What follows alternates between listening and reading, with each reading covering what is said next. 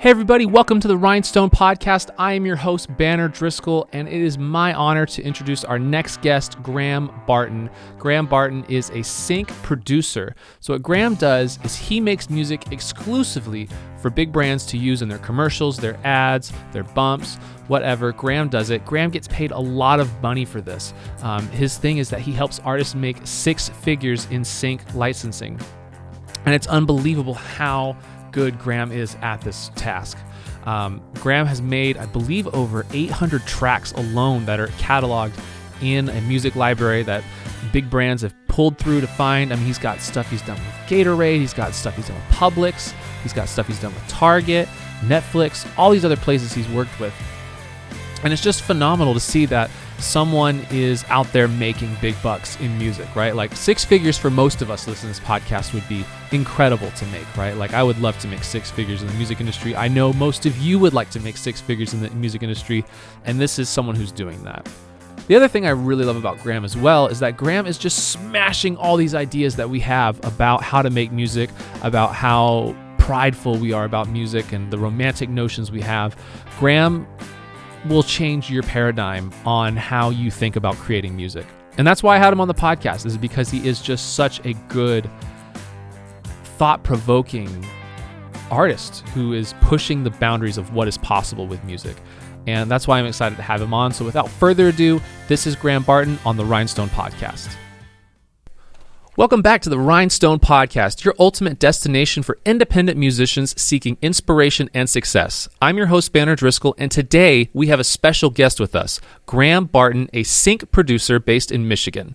Graham's impressive portfolio includes collaborations with industry giants like Netflix, Cadillac, Publix, Gatorade, and more, where he crafts music that amplifies brand storytelling. Not only is Graham a house composer at Marmoset Music, but he also shares his expertise generously through his Syncbeast platform. Through books, courses, masterclasses, and content creation, he's dedicated to empowering composers to create music that captivates big brands, securing those lucrative licensing opportunities. Graham Barton, welcome to the Rhynestone Podcast. How are you doing, my friend? Good, man. Thanks for having me. I'm happy to be here. Absolutely. So, Graham, I have talked to a lot of people in my audience and in friends and personal lives, and a lot of people are really interested in sync. Like there's so many different people, and I feel like it's just really ever since COVID, everyone's just kind of, this is a new thing that's just really popped up, and people are really interested in learning more about this.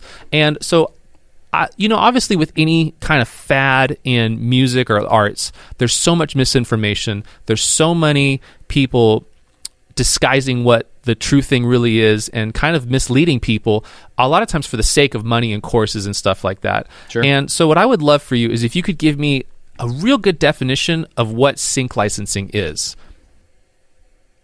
Absolutely. Totally hear you on that, by the way. There's a lot of riffraff out there, so happy to clear this up. What is sync? Well, there are two definitions in my world, because I have the privilege of being able to make the music for sync, and I have the privilege of being able to mentor people in making music for sync, right? That is my bag. So I really see sync from two angles. There is the business. What is the business definition of sync, and what is the mindset definition, right? And I'll go into both. The business side, all it is, sync comes from the word synchronization, right? And when brands want to synchronize a track to their video, we don't really say that. We don't say like, hey, I'd like to synchronize this song to my ad, right? We just, they just say we want to use this song in our ad. But the act of it is synchronization, right? So they pay money for a license to synchronize the music to the video. The license usually has terms, right? Like use terms. So it could be web, broadcast, radio, you know what I mean? The term could also be duration. It could have duration in it. So it could be 3 months, 6 months, a year. And then as you get to the more nuanced side of licenses, it goes based on the company or brand size, who's ever using the music. So it could be 100 people, It could be 1,000, and by people I mean employees, right? So the size of the company. So 100 employees, 1,000 employees, 100,000 employees. That all those things and a few more things factor into the actual license fee, the sync fee, right? So you need to check certain boxes in order to pay this much for a song is kind of the idea of it. So that's the business side. Does that make sense? Do you have any follow-up questions on that?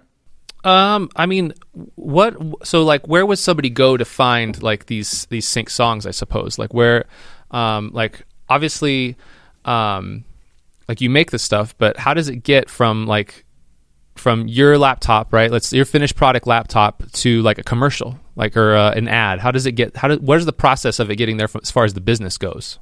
Sure. Okay. So, that makes sense. I think I want to hit on, so actually I could do two birds, one stone here. So, the other side of thinking about sync really is the mindset, right? And I just want to get through this so that it makes more sense when I answer that question. Because this is the fun stuff, okay? So there is a perception of music in this sync licensing space that, oh, it's probably fake, oh, it's probably manufactured, oh, it's probably fabricated to look really good in brand stuff. And you can hear that, right? So the unfortunate thing is that sync kind of gets a bad rap in terms of the way that it's categorized in the psyche of creatives, right? And we can get into this a little bit later. I have ways of thinking around that, but basically there is stock music and there is really, really good high quality sync music. And stock music is when a client who isn't very picky goes to a music library, answering your question there, because that's where the music is held, right? And they say, oh, okay, I'll grab this track because it's cheap, it's fast, it's low effort for me to get it, to secure the license, right?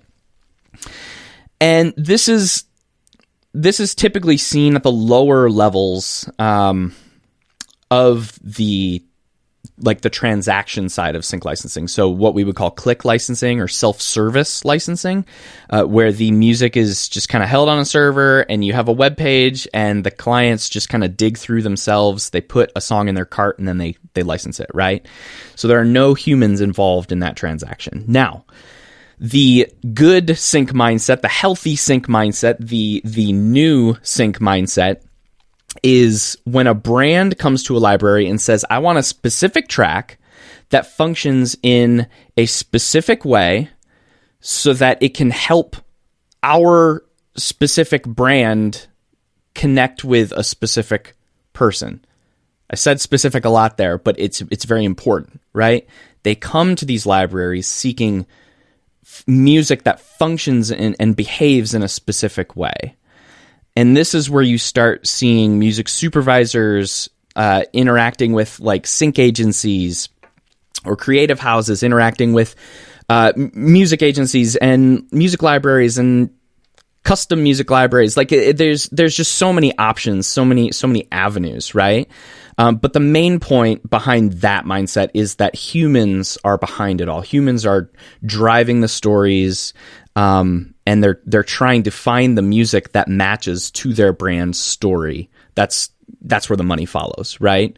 So to wrap this idea up, the fastest and easiest way to get your music in front of reputable brands is through boutique licensing companies like Marmoset. And how that works is Marmoset has a full server of music, right? Just jam-packed with thousands and thousands of tracks and assets. And they also have a website, and now that's marmosetmusic.com. The website is actually a tool. It's not just a brand presence. It's not just a way to contact the company. Like it's an actual tool. Clients use it. Creatives at Marmoset use it. I use it as a producer, composer type. A lot of people use it because of the search capability and the functionality there. So clients, supervisors, whoever, they go onto the site, they search for the perfect track, that they'll have like mood tags and stuff that will help align with their story so they don't have to dig and dig and dig. They find the track, coordinators will facilitate the license clearing if need be. which is the clearing is just the approval for the use of the track by all songwriters. That can get messy. You know, you start talking about one-stop terms and stuff, and we can define that. But, you know, all that has to happen before the license happens, right? And then typically the artist gets paid after the music company gets paid. So the money trickle down is end client, advertising agency, music agency, producer, or composer, right? So that's how that works. That is the path that the song takes, right, before it even ends up on a commercial. Yeah, that's really fascinating. I think one of the most interesting things I got to see while researching you was going on Marmoset's page, where you do have a profile, and just looking at all the different types of music that's available for sync. I mean, and it's crazy. And what's even more crazy is once you start going through that stuff, you start very quickly going like, oh, I've heard something similar to this. I've heard something similar to this. This isn't, you know, this is the kind of thing like that sells trucks. This is the kind of thing that sells groceries. Yep. You know, yep. It's fascinating, you know. I think it's really cool. So cool. So speaking of Marmoset, how did you, I guess, like, what are something that, like, you obviously talked about the human element of like boutique libraries, yes, and how important that is. What is the kind of things that someone should look for in a sync library? Like, what are the kind of things that are green flags? What are the kind of things are red flags? I imagine just like anything else in the music industry, there's probably predators out there. How do we go and find the right libraries and the right sync libraries?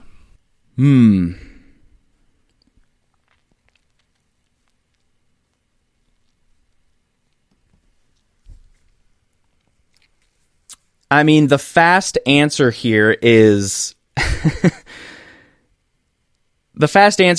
you can just go on Google and type best music libraries 2023, and you're going to find most likely the boutique libraries that you want to work with, right? Okay. Yeah, it's kind of fascinating because this is like a multifaceted answer, right? There are a range. There's a range of people to work with in this industry. There is the low-level click licensing stuff that we started talking about. There's the mid-level boutique company that, you know, it's. I'll say this for the low effort, high yield. I would say that your safest bet in the sync game is to get your music in a boutique library like Marmoset, right? Something not too small to fly under a brand's radar.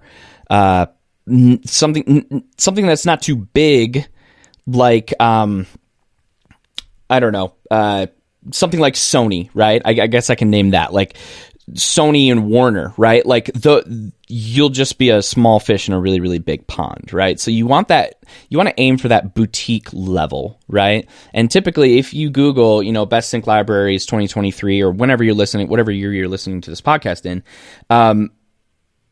it's more likely than not that a boutique level library will pop up, right? That's what I've experienced. That's where I've gotten most of my success, is on the boutique level, because big brands, and this is what I love about it, big brands see boutique libraries and they see, oh, they're probably going to have quality, they're probably going to represent quality music, right? And it's not going to feel fabricated. It's not going to feel manufactured. It's not going to feel fake. We want authentic, right? That's what brands are saying today. And yeah, those big brands more than likely happen to deal in advertising, right? And that's because that's where the money is. So lots of folks want TV syncs, you know, like shows and whatnot, and the money just has not been there for my TV show placements. Ads are where the money flows, and a lot of advertising clients move toward that boutique level. I don't know if I answered your question there. Let me know. No, I think you nailed it. I think you absolutely did. Okay, so what are the kind of things that libraries are looking for in musicians? Because obviously there's a bunch of people who, you know, maybe they've got 5 or 6 albums out and they're like, oh, throw my hat in the ring for this stuff. Is there things that artists can do to position themselves to look more attractive to sync libraries? Because as far as I understand it, the sync libraries are the ones that are pitching the music to the ad agencies, or they're working in collaboration with the ad agencies to get songs. Is that correct? Yeah, when that is the case, yes, you're correct. I mean, there are moments, and I don't want to derail your question here, but there are moments when there is no interaction, right? Like sometimes it's like, hey, we know we want this song. This is our budget. Let's take it to the coordinator, and the coordinator figures it out. Boom. Like there is no pitch because the brand knows they like this song, right? Does that happen all the time? No, but you're right in that, like, yeah, a lot of the time the library is pitching on behalf of the artist to the advertiser. That is where the interaction or the transaction happens, right? So then how can an artist position themselves in order to look attractive to these sync libraries? Yes. So it's funny. I've seen a lot of people try to fit their music into sync. And I've actually seen more success by trying to fit sync into my music. That's what I teach at Syncbeast is, hey, we want to approach the game from a place of validated inspiration. And by validated, I mean it doesn't make sense to write any particular style of music or produce any type of music that brands don't want. Okay. And the fastest way to do that is to watch a lot of ads. Preferably ads that are airing today or within the last 6 to, I guess you could say, 18 months. The ad industry, in terms of cultural relevance, it tends to be behind the curve a little bit, 6 to 12 months. But that's not to say that there's not good, validated references that you can find in spots that are 1.5, 2 years old, right? It just all depends on how fast the culture moves, how fast music is moving and changing. So I would say watch as many ads as you possibly can. Don't watch Selling Sunset. Don't watch reality TV, because that's going to be your more low dollar syncs, right? It's going to be your lower quality. Oh, I know this is fake. I watch Teen Mom and I hear an interstitial song between two scenes, a transitional song, and you're like, oh, I know this is not real, right? At least that's my experience, and I think that's also the perception of the general public too. They will watch a TV show and know that it's like not a real song. Quote real. So, looking to capture that essence of, those big brand ads that really inspire you, right? And I know if you're new to this game, that might be kind of a stretch, right? Because you may be very well versed in writing listening music or music based on your emotions or writing from your heart. That's where a lot of people get inspired, and in this musician / songwriter / producer / composer, whatever you want to call yourself, top liner, artist. A lot of people get inspired first and foremost from their heart, and that is the opposite of what we do at Syncbeast. That's the opposite of what my strategy, or where my strategy starts. It always starts from a place of purpose, intention, and validated reference material or validated value, right? We know that if we watch a big brand ad, and we do this every single week inside Syncbeast, by the way, it's every Friday we have a call called Weekly Heat, so that we can get an ear to the ground and see what's licensing right now. And we get on a group call and we watch the ads and we tear them down together so that we can take everything that's working now into our own work, right? Like that is how we do it. That is how we train our brain. That is how we train ourselves to remove our ego, remove the heart, remove the emotions on the sleeve in the very start of it, right? Because we want to accept the stuff that people are paying for first, and then put our heart and soul into it. We want to put our own fingerprint. We want to put our own sound to it. Because like I always say, at Syncbeast, we write sync-friendly tracks, songs that behave well for sync, wrapped in authentic Spotify major label production, whatever, believable production, whatever you want to call it. That is what we do. We write machines that work really, really well for picture, but sound like something that you would find on a Discover playlist on Spotify or something like that. So those are, I guess that is the crash course of what I teach people to do and the things that I hang my hat on. That's just what's worked for me. You know what I mean? Positioning my music in that way, saying, okay, I'm not just going to write, whatever I feel like and then just hope it fits into sync. I'm going to fit sync into my wheelhouse. I'm going to look for ads that do what I do, and then I'm going to fit myself, fit that into myself. I'm going to fit sync into me.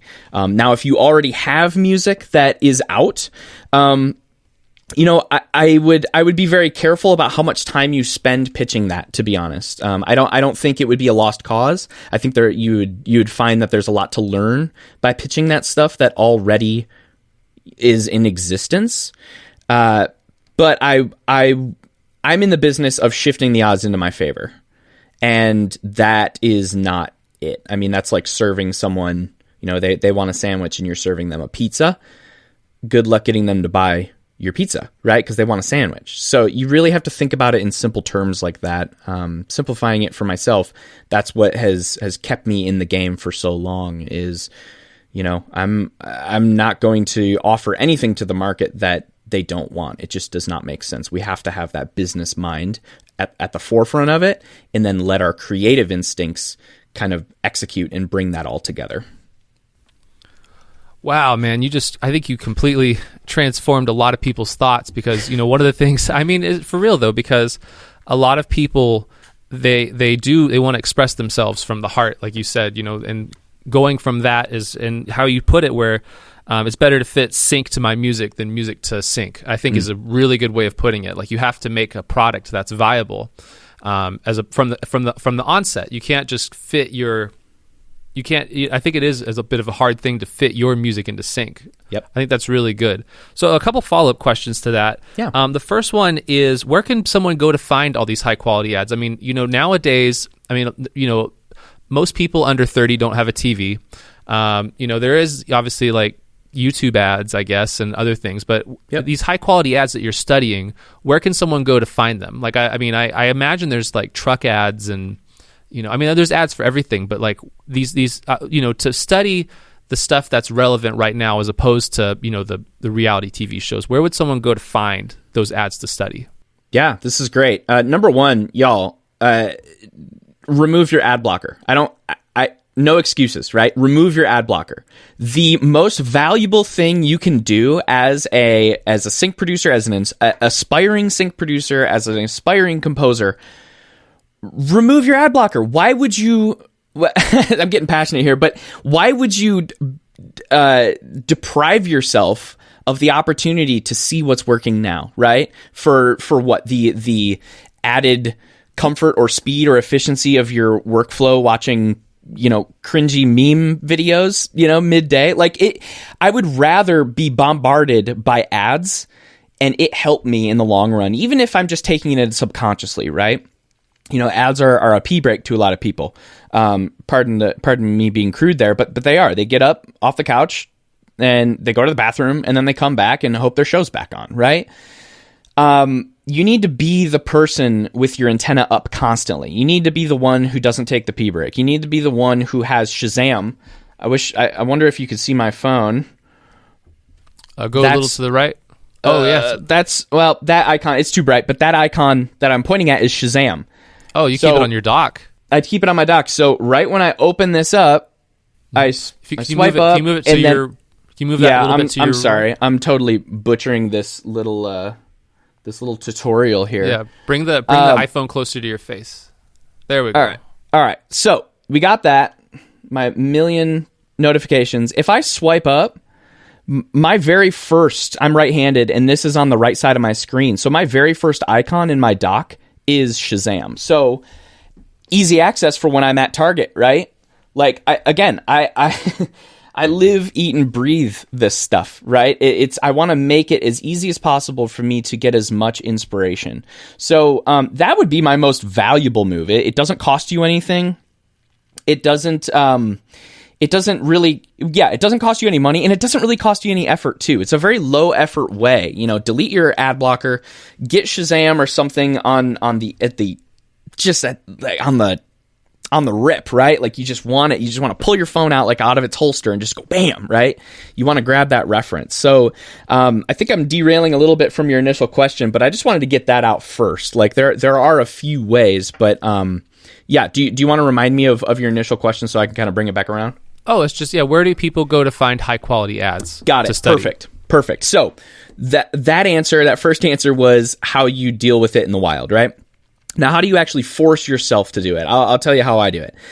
Number one, like I said, every week we in Syncbeast watch ads, and we go to ispot.tv/browse. Okay, and I teach you how to do it in my book as well, Tracks That Sync. It gives you an entire challenge on finding ads and extracting value from it. So if that's something that interests you, grab it. It's like 99 cents on Kindle. Like I just try to make it super easy, super low barrier to entry there. So ispot.tv/browse, that is the holy grail for me, because on the side, on the left side in the nav bar, they have categories. So you can look through categories of kind of like what you were just saying, Banner. Like you can look at automotive, you can look at retail, you can look at pharmaceutical, you can look at nonprofit, but you can also look at highest paying ads, big spenders, longest on air. See, you catch my drift? Like there are ways to validate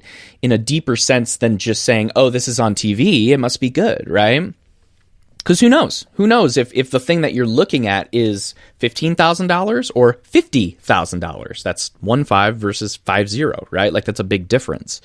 There's a lot of factors that go into that, but I would say that is the number one way, right, to actually force yourself into watching ads. Now, the other way that I do it is I go to large YouTube channels who just kill you with ads, right? So, for example, give me an example of that. Yeah, so like JonTron, if you ever watch JonTron videos, those are riddled with ads. He'll have 4 or 5, and I'm not just talking about the Shadow Legends stuff up top, his promo of the sponsor for the video. I'm talking, you're watching 10 minutes in, you get fed an ad, and you're like, oh man, like I just want to watch the funny video, right? So I go to, channels like JonTron or Dude Perfect or like all these BS things that get fed to you when you don't even watch them, right?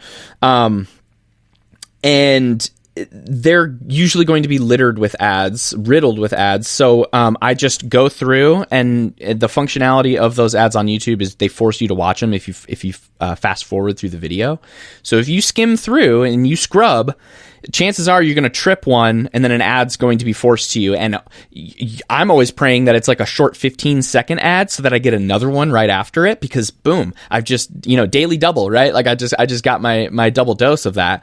And the coolest thing is, if you're in an incognito window, I don't know if it works for everybody, but it works for me. If I'm in an incognito window, I refresh, or I shift refresh on Mac, and it like clears cache and stuff. It shows me, it tends to show me the same amount of ads. Like usually you can train YouTube to like desensitize, or not show you as many ads based on how often you watch. So yeah, if I'm in like an incognito window and I shift refresh, I can usually hit all the same points in the video and get fed even more ads. And yeah, I just kind of rack them up that way. You know what I mean? There's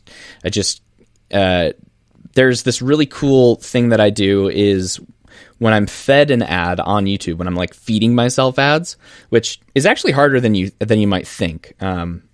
I've been trying to find ways to like contact YouTube and just ask them like, how can I feed myself ads like constantly? Because it can get hard.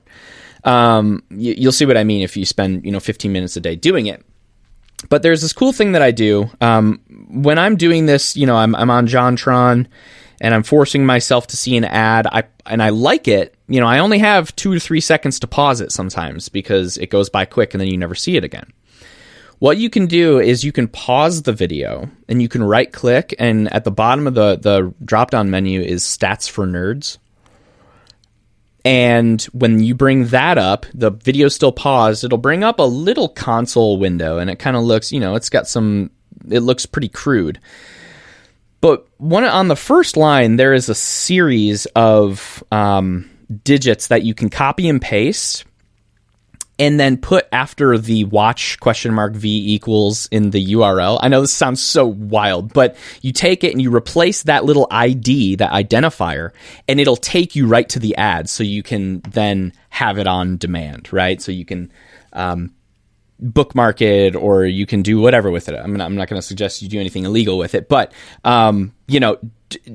that is, I know that sounds so, I wish I could just share my screen and show you, but, the point of that is I'm extremely obsessive over how can I keep this reference in my world, right? So it's the same mentality with the Shazam deal. Like, I'm trying to get Shazam to be right out, I can just get it right off the rip, right? I get my Face ID, I open my phone, I click Shazam, I get it, and boom, I got my reference, and it saves in my Shazam library.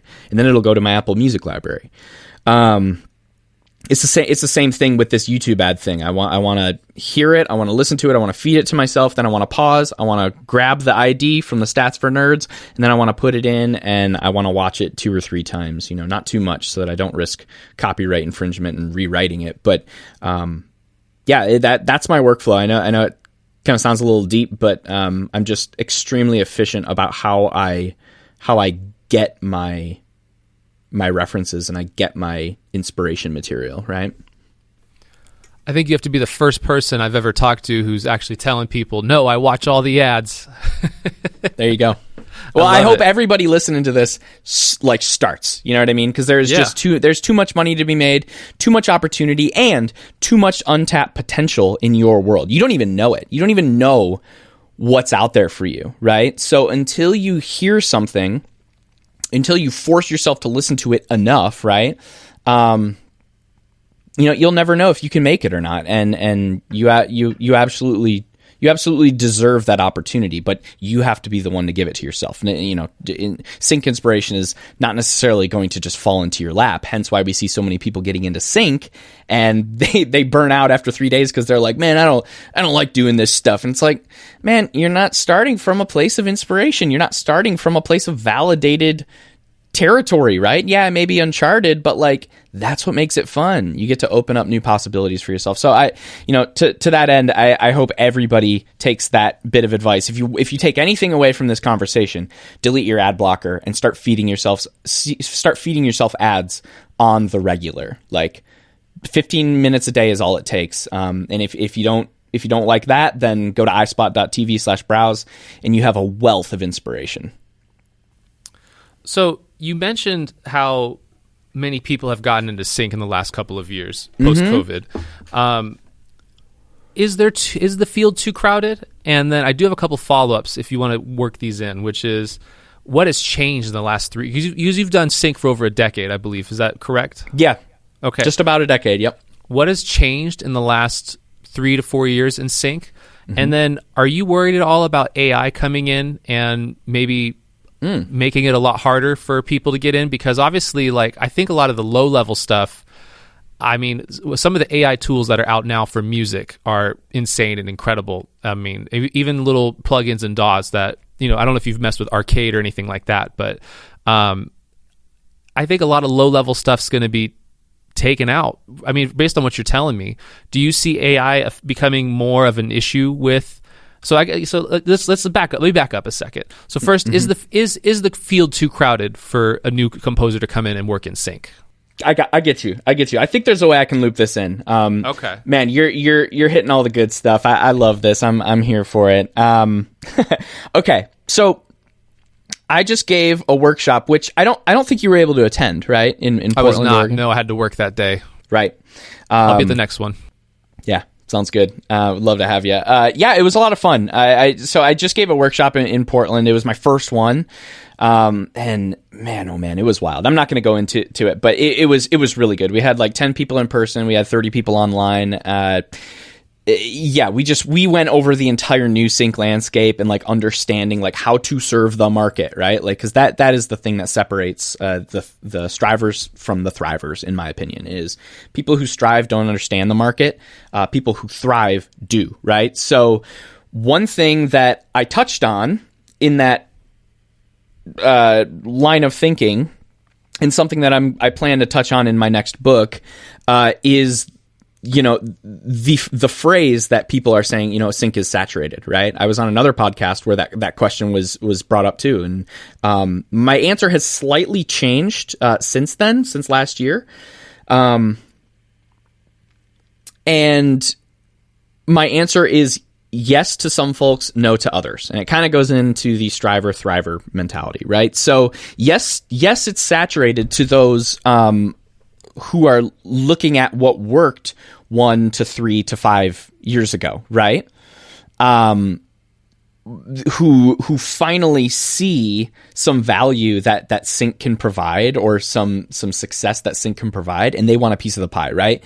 The fact is, just like in any market, you guys were too conservative, you guys were too skeptical, you guys were too untrusting, right?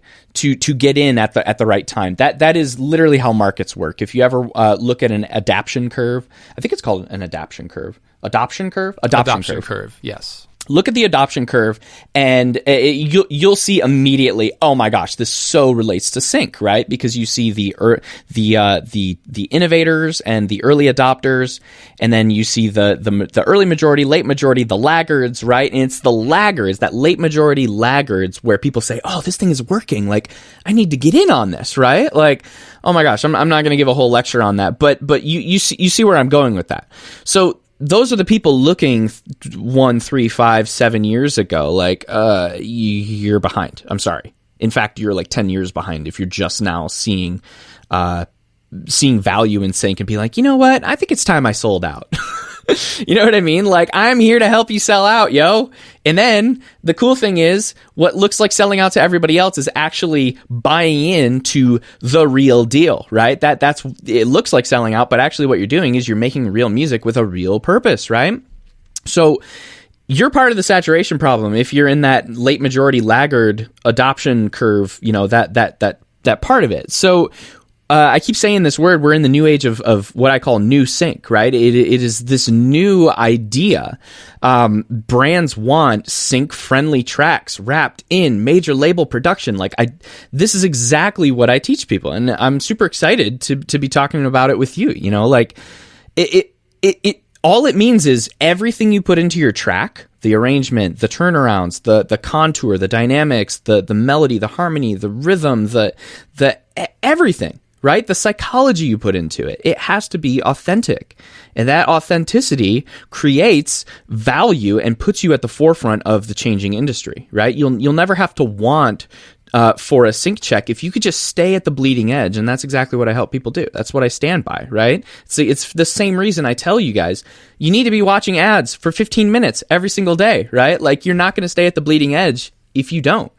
So no. You know, the sync is not saturated to those people, right?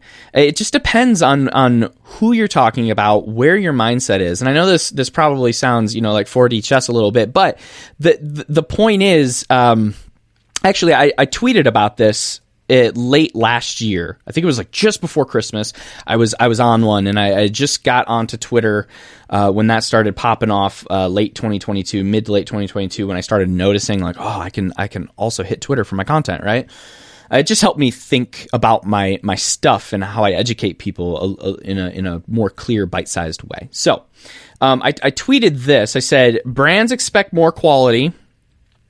Supervisors then demand more authenticity. Producers create more value based on that. And then that makes ads become more adventurous.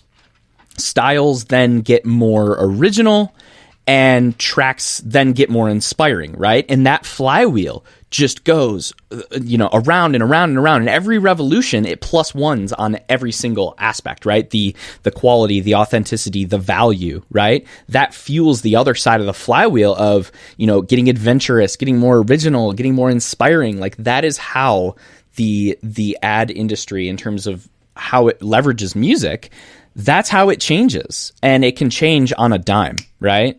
There are some songs that go on TV for a grand reveal of, like the new iPhone or whatever, and then it fizzles out a month later.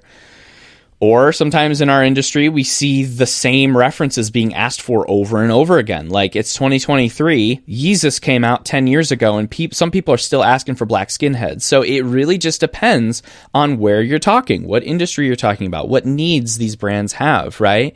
But that flywheel is just going to spin faster and faster as better players, more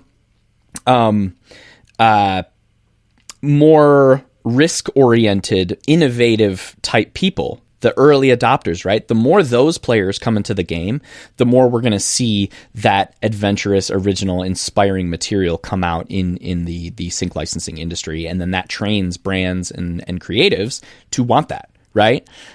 So those better players who are entering are the forefront, the front lines of the new sync, producer front, whatever. So when they enter the arena, it gives us a lot more inspiring material to emulate, right? So is it I'll just cap this off. Is it saturated? Yes to some people, no to others, right? November is a great time to take your music to the next level. And one of the things that I love to do to take your music to the next level is by adding strings to your music. Strings have this incredible emotional quality that you can have right in the foreground of a mix, but you can also have it lay back and it still have a completely different effect. And that's why I love strings. So Rhinestone, for the month of November, we are going to offer you a special deal. And that is, we're going to offer you a cello and violin string section arranged with an arrangement for just $200. That's right. Normally this is at least a $300 proposition, but I'm going to offer $100 off. That is, we're going to do it for $200. You get one cello track, one violin track, and an arrangement, which will be approved. The arrangement comes with a MIDI breakdown, which I do. It's really fun. We've done it for all sorts of clients, and everyone has just loved it. It just takes songs to a whole new level and brings so much life out of them. And it really just exemplifies the Rhinestone difference. So if you are interested in having strings on your track, again, send me an email that would with the word strings, STRINGS, to rhinestonemusic@gmail.com. That is Rhinestone, RHYNESTONE music@gmail.com to get this offer. Wow, man. I think I said this earlier in the interview, but I mean, the mindset shift to get into sync compared to, bleeding heart indie songwriting or, yes, even, I'm in North Georgia, a lot of country music, is like putting your heart out there and yep, and your pickup truck and whatnot. Well, actually, Banner, can I interrupt you for just a second? I mean, absolutely. All due respect, I want to touch on that just really, really quick. There is nothing wrong with that. Okay. I'm not saying that you're saying that. All I'm saying is there's nothing wrong with pouring your heart into it. You have to look at what market you're in. It's just like any other product. Like when you make music, you're essentially your own company and you're making a product and you're putting it out there. Now, do you always want to think about your bleeding heart country music and the hand in the earth indie songwriter stuff as a product? No, not necessarily. But if you are looking for streams on Spotify, you have a customer. It's as simple as that. You have a customer, whether you know it or not. So if you're just writing music to write music and it just kind of dies in the journal or dies on your voice memos or dies in Logic or whatever you're doing, that's fine. It's totally fine to do that. But when you enter the arena of music for a purpose, for someone else's purpose, which is sync licensing, you need that mindset shift. So there's nothing wrong with it, but we just need to be aware that, starting with a different value-oriented service-type mindset, we're serving the market, right? Starting there and then leveraging your from the heart, hand in the earth, heart and soul type of creative tendencies in the execution of it is really where that counts. So you're the one with the flamethrower. You just need to know where to aim it, right? Like you have all this fire and this like ambition and this creativity and this, I always say it's like the people who come into Syncbeast, they have the flame. It's like I just give them the gas. You know what I mean? It's just like, let's light this thing on fire, yo. Like that's all you need. I want to guide that flame to where it needs to go, so you can actually see some returns, right? That's awesome. So let's cycle back around one last time. Do you think AI will affect sync in the next 5 to 10 years? I don't know. I'm not concerned. I'm so enveloped and engrossed and wrapped and enchanted in this industry that relies so heavily on human interaction and human need. So, there would be no sync licensing without marketing. There would be no sync licensing without advertising. There would be no sync licensing if humans didn't have problems. So, looking at the source of our industry, the human condition is a problem. You can look at it like that. And I'm not talking glass half full, glass half empty. There is always a problem in this life. And there are typically two types of people who have them and people who solve them, right? That's not a dig. That's just, some people are really good at one over the other, right? It doesn't necessarily mean they have a bad life either. But the ones that solve them are usually companies. They usually have something to sell. They usually have that paywall. They say, I have the solution. Here's the paywall. I'm going to present you with all the possibilities. You have to believe it, and then you will get past that paywall and you get this solution. We see it all the time with, my favorite example is arthritis commercials, right? Because I have arthritis, actually.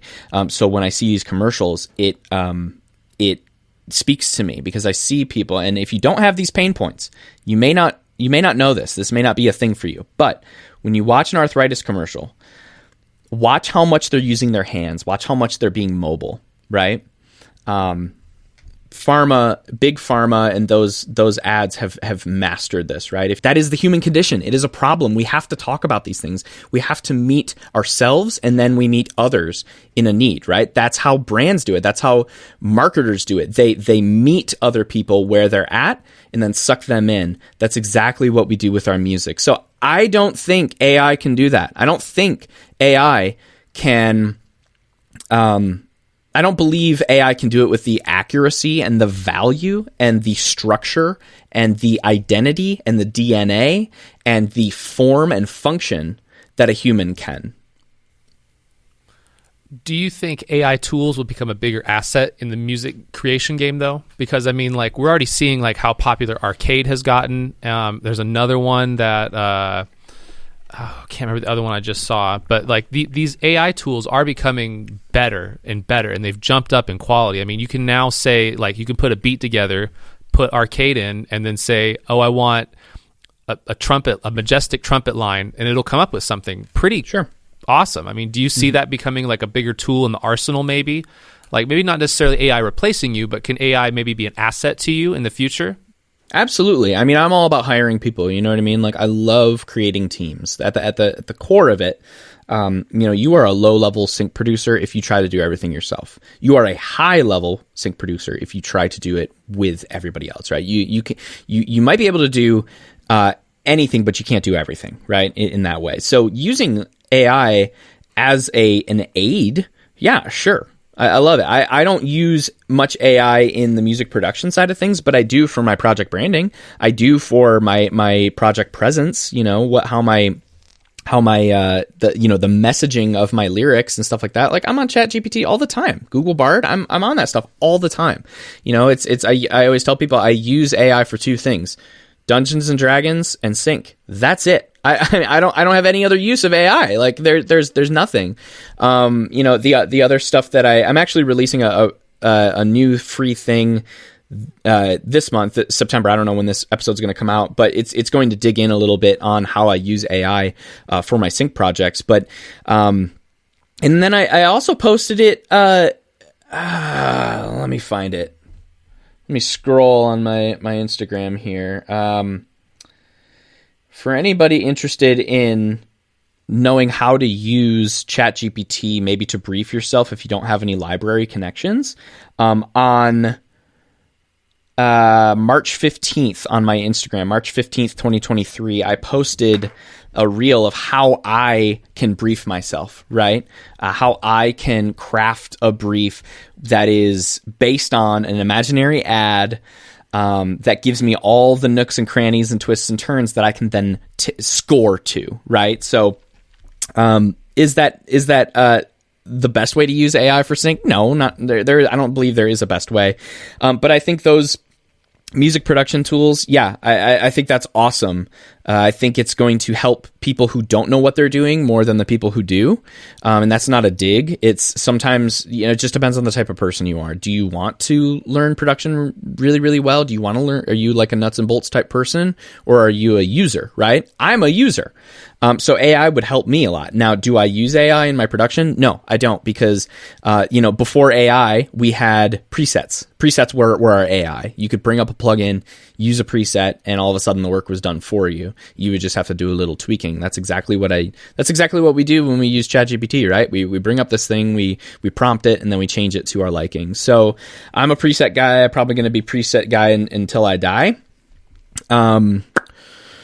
So yeah, AI will always help. I have no qualms with people using things like LNR, or whatever you want to call it, the AI mastering suite. You know what I mean? There's a ton of stuff out there. There are a ton of things to help you produce better music. Now, if you're using some plugin that generates like a bass line for you, it's like, okay, is it the right bass line? Like if you don't know how to write bass lines, cool, then it probably is good for you. If you do, you might as well use the talent you have to write an original bass line, because it's probably going to end up sounding more human anyway. There are just a lot of nuances to how to write parts for music that, I believe can only happen through a human, and I'm a big believer in capturing happy accidents too. So sometimes I just like to I just hit record and just let the song roll and see what comes out, and then I kind of go back and refine it. And that's something that I don't believe that I could leverage with AI. So kind of getting off into the weeds there, but does that hit on what you were asking about, Banner? Absolutely, yeah, cool. 100%. So we talked a lot about the business side of Sync. We've talked a lot about what kind of mindsets to have and how to get in touch with a library and what to look for in a library. Sure. Let's talk about the actual composition of sync music. And so obviously we've talked about that we need to go in with the mindset of fitting sync to music as opposed to fitting my music to sync. Yes. So what are the kind of things like musically that are different than, say, like standard verse chorus songs as opposed to like something that lands in a Publix commercial? I'm picking Publix because I like Publix, but I love Publix. Catch me when I move down to the South, whenever that is. Catch me in the sub line at Publix. That's all I'm saying. Twice a week, baby. That chicken tender sub. Sorry. Go on. I'm sorry. Okay, but like say as opposed to, like I write, obviously with most of our musicians here and our teams that we use at Rhynestone, we do verse chorus stuff. We're very slowly dabbling into helping people with like YouTube videos, and we're doing a theme song for television here. But nice. Thank you. But as far as like the stuff for ads, what is the difference between like a verse chorus type thing and then maybe is there some key elements that are different than composing a song for like a Publix commercial or whatever, as opposed to verse chorus material, basic pop songwriting? Let's go with that. Love this. I'm like giddy at this question, by the way. So okay, so let's start off. I'll just give you a quick masterclass on how I write music for ads, right? This is how I build my tracks, okay? But I want to start off with saying that no ad is created equal. Now, earlier in this episode, I said that I'm in the business of shifting the odds into my favor. So I'm going to lean into the 80-20 rule and say,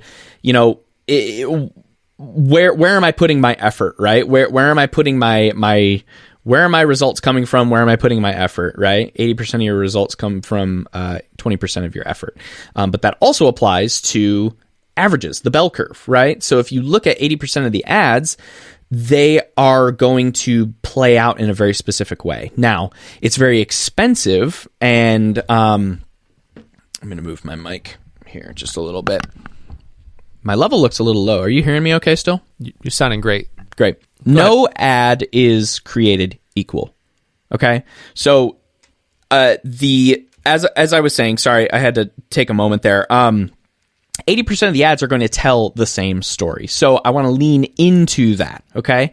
And that story is a constant rising. So as I was trying to say earlier, ad space is very expensive, and they've been standardized over the years, right? So you have your 30-second ads, your 60-second ads, sometimes your 90 to 2 minutes, you have your 15s, like they're all over the place. Sometimes for web spots, you'll see 47-second ads, and it's like they just don't care because they don't have to worry about media buying in the broadcast network space, right? So not every ad is going to tell the same story, but the majority of them are going to tell this steady incline thing, this framework that I call the hero contour, right? That's what we call it inside Syncbeast, and it's based on 3 acts. It is the setup, the build, and the arrival. Okay, so that's my thesis. Let me dig into something so that we have a basis for understanding this, and then I'll move into it, okay? So back to the sync mindset thing, we have to think about who is using our song and the function that it serves, the value that it gives them, right?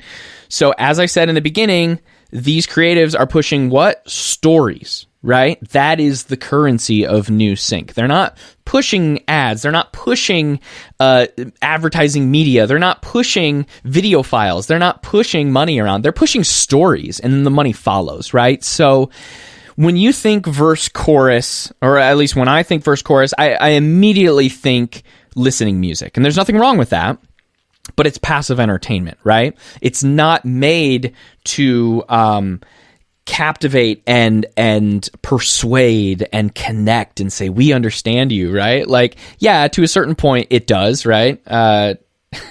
Depends on how you look at it, right? I won't get into that, but a very specific, all that to say, a very specific type of person would listen to a very specific type of music, right? Somebody's going to listen to Cardi B, someone's going to listen to Leon Bridges, someone's going to listen to whoever, right? Clearly that music speaks to them, but it's such a massive, wide range. It's such a mass audience type thing that it just looks very contrasting to what we do with commercial music. So over something like 30 seconds, having this verse pre-chorus kind of thing isn't activated enough for me.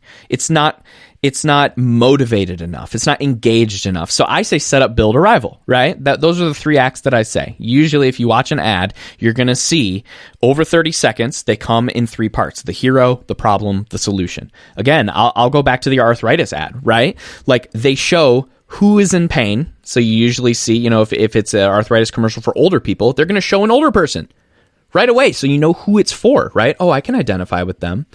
They're going to show what is causing the pain. Oh, I can identify with that. And they're going to show how they can solve it. There's usually that dreary part of an ad.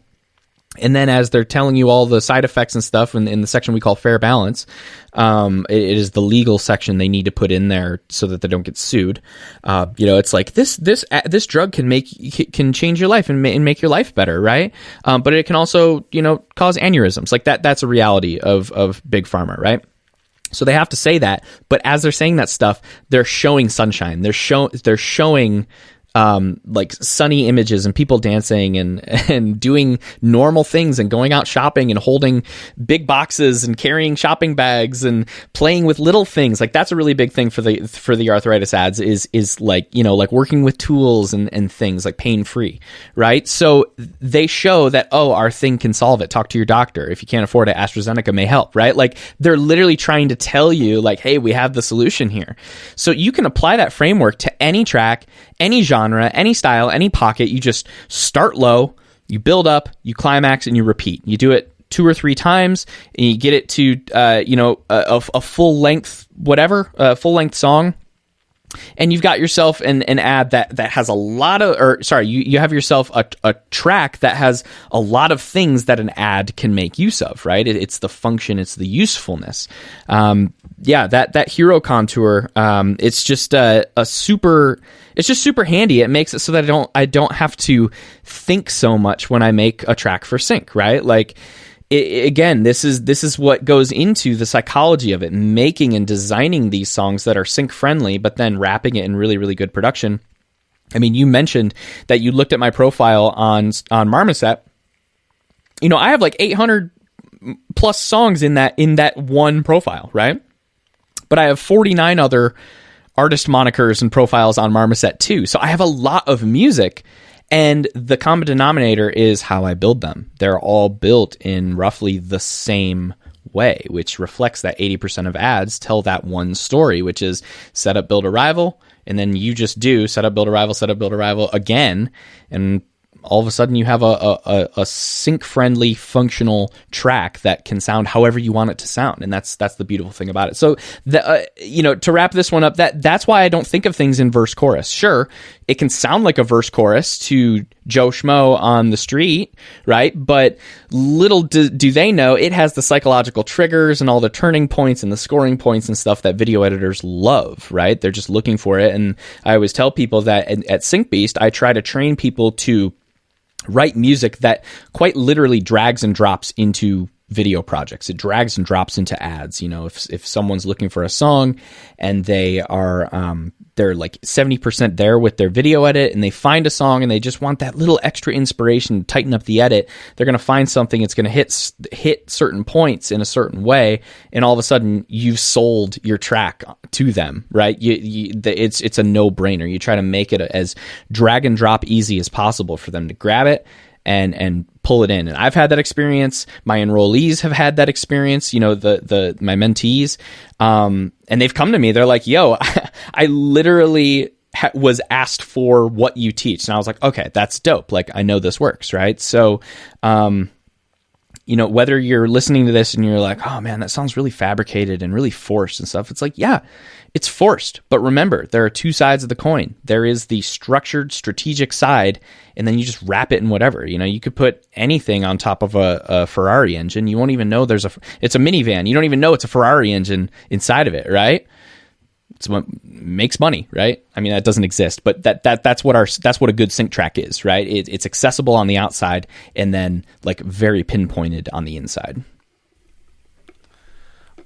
So, wow, that was a lot. Yeah, I mean, it's a lot, you know, and this is kind of the like 101 version of it all. You can get all of this information in my book, Tracks That Sync. I wrote it for the musician, the composer, the artist, the producer who wants to get into sync but doesn't have the access to the knowledge and they want the lessons without the scars, basically. I have a lot of stories in there, really cringy stuff that I'm like not proud of, but have been able to since turn into wins, right? So my hope is that by reading this super, super short book, it's like 100 pages or something. You got through it, Banner. I mean, in how long? I think it's 2.5 hours. I think I listened to it at 1.5, so it was like 2 hours. Maybe. Exactly. There you go. So if you're like us, Banner and I, and you listen to things at crazy psychotic speeds, I don't know why we do that, but we do. I'm so glad you do. 2.5 hours to get through it. I mean, it gives you the gas to at least get going. And so yeah, it's a lot. We dive into a lot, but yeah, if you have any follow-ups on that, let me know, Banner. Yeah, I mean, I do have some. Yeah. So, I mean, the first thing is one concept from the book I want you to kind of expand on, because I was a little bit confused about it when I listened to it, but sure, it made more sense after, like once I finished the book and was able to kind of process it, it made a lot more sense.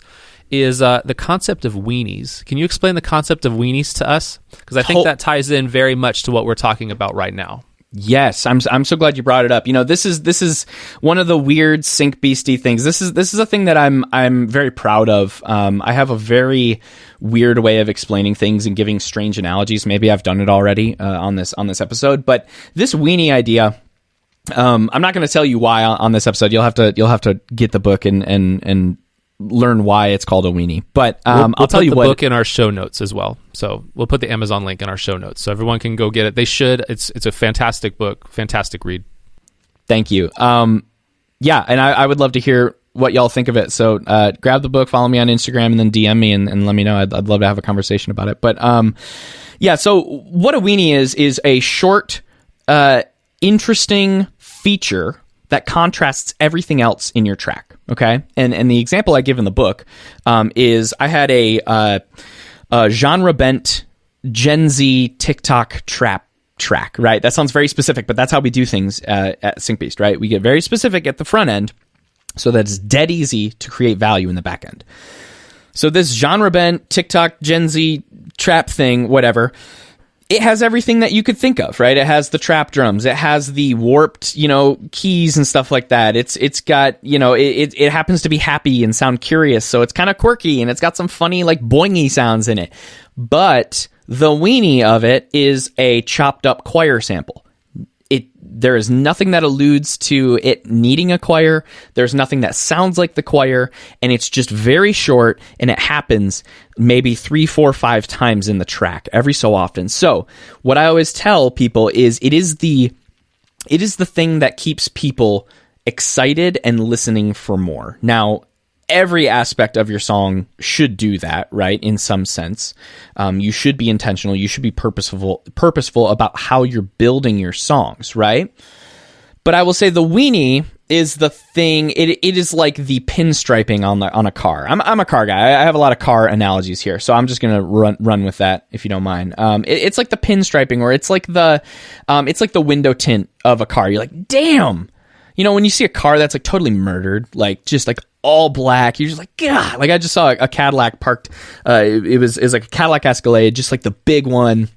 This person spent big bucks on it, and from a distance I looked at it and I was like, oh, matte black, just murdered rims. Like it was just so dope, right? That's what the weenie does. That's the weenie. Like you could listen to the song and know it's a good song, but it doesn't. It has a good top line. It has good lyrics. It has good messaging. It has a good beat. It has a good pulse. It's the kick drums hitting you in the chest. Like everything feels good. But then the weenie is just the icing on the cake. You're just like, God, like I want that thing to come back after I hear it. So I'll recap in a very streamlined way. The weenie is something that is short and momentary and interesting and piques curiosity because it only happens every so often in your tracks. And usually the best place to put it at is right before the chorus or right before the drop, right? If you're making like EDM music, right before there. You'll hear it a lot, Turn Down for What? Yeah, that's an old song, but that is a great example of a weenie. Everything stops, you hear it, the whole club yells it, and then the beat comes back in. Yo, when is that coming again, right? Like that's the weenie. I think Little John might be the ultimate weenie maker. I mean, the weenie man. Yeah, he might be the weenie man. I love it. I think he would own up to that, right? I think he would. Okay. Yeah, that's Dude, that's a weenie. You especially being in Atlanta here, like you just what would those songs be without him saying all those crazy things, Right. I mean, same thing for all that crunk stuff, Yin Yang Twins. Like I'm a millennial. I grew up on that stuff. That 7th grade dances, that's what was playing, To the Window, to the Wall, right? Like yep. all that stuff, kind of groomed me and primed me for being a weenie machine, right? Like I just love putting them in my tracks and just making people say like, oh, like I wasn't even expecting that, right? Like it's that little feature. It's that thing that keeps you oriented. It keeps you on your toes. It keeps you interested. It keeps you curious. And if anything, hopefully the goal is after the song is done, 2:30, 3 minutes, 3:15, whatever. That's the thing they remember, right? They'll be like, I don't remember necessarily what the kick drum sounds like. I don't necessarily remember what the drums did. I don't know what the bass line was, but that weenie, that's stuck in my head, man. And that is the goal. That's where the money is. So I do have a bit of a selfish question I want to ask you about. I want to wrap around to. So obviously you have your profile on Marmoset's page, but you also said you have monikers. Yeah. So now we're getting into. Sorry. Did you have a more a deeper question on that, or were you just wondering what the monikers meant? Well, why have more than one profile? Is there a strategic reason for that? Yes. I mean, you know me, it's all strategy, right? Like, I don't do things if there's no game to it. Like that's what I attribute. You know, people say like, how'd you get, you know, how did you find success in Sync, right? And I'm like, I turned it into a game, yo. Like, I love checking boxes. Like, I just studied things enough to see the commonalities and the common denominators and say, okay, my tracks need these things. So I turned it into a game. Everything I did, you know, with melodies, I always tried to do less, right? I always tried to say as much as I could with as little material as possible. And that just adds a lot of maturity and gravity to your writing. So it's all strategic, right? It's all targeted. It's all in the playing the game of the authenticity thing. That flywheel thing we talked about, where you know, the value and the authenticity and all of that feeding the inspiring and the adventure and stuff like that. Like, what we're talking about here is that first part of that flywheel where authenticity is paramount, right? So when I'm writing music for Sync, I want it to look like an artist. So that's what I lean into. I make a lot of different styles of music, and all of those different types of songs deserve to be in their own lane. They deserve representation in that lane. So, as I just got done saying, you know, you can even look this up on the Marmoset site. It's Chocolate Milk Boys. That's the Gen Z genre bent TikTok trap project, right? Chocolate Milk Boys. But I also have a anthemic, dark burdened rock project called Landmarks, without the second A. Landmarks, which has done very well for me, right? Like, then I have my top 40 stuff. Then I have my top 40 pop country stuff. Like, and then I have another pop country moniker. Like, they all do different things. Like, one of my pop country things is female fronted. The other pop country thing, which just went up on the site recently, it's a male-fronted one, so it just hits a different angle. So if it's different enough from the last thing I wrote, it's probably going to get a new moniker. It's probably going to get a new container so that it can exist on its own. It doesn't have to stand on Graham Barton. It can stand on Lowback. It can stand on Hayward. It can stand on Boss Fight, Landmarks, Friended, Chocolate Milk Boys, you know, Flash Fiction. You name it. It can be its own thing, and I think that is what has supercharged my catalog. Not necessarily its growth, but the value of it, and that just goes hand in hand with the Syncbeast mindset of adding as much value as you can, leaning into that authenticity and saying, how authentic am I going to make this? If I could see this project on Spotify and believe that it's real, then I did it right.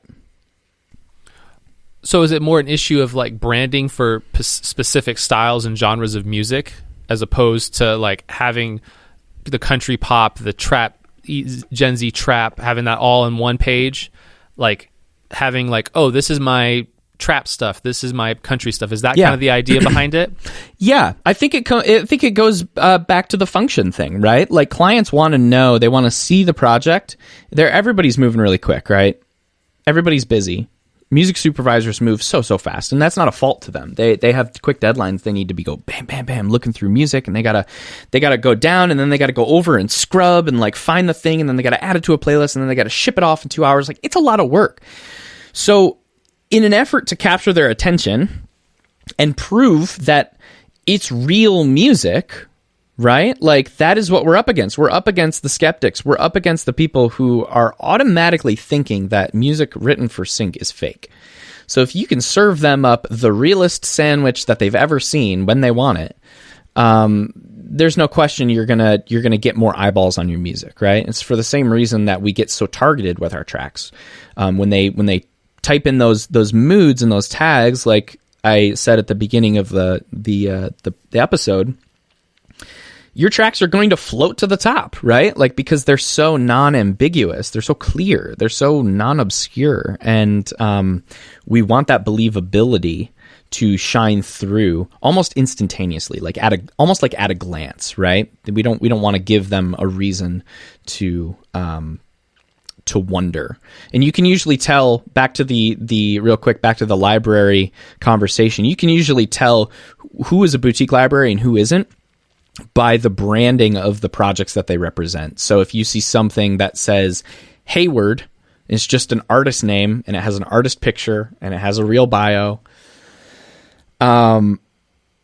that put that up against something that says like motion picture dark cinematic hip hop, like that, it sounds like Now 5. Yeah. Like it sounds like it just sounds fake, yo. Like don't do that, right? It's literally like the version of like when you go into like Spirit Halloween for Halloween gifts and they can't, or costumes, and they can't use the actual name, so they'll say like female American politician, but it's actually someone else, right? Like that is that version of it. Like, be the thing, be the politician. Don't be the knockoff Spirit Halloween costume that can't afford to use their name and likeness. Like that's cheap, right? So for what it's worth.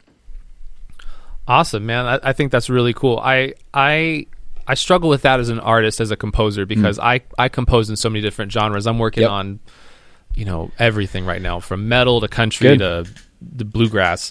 And so I think for me, that's a struggle of like, where do I put this? Do I keep it all on my profile?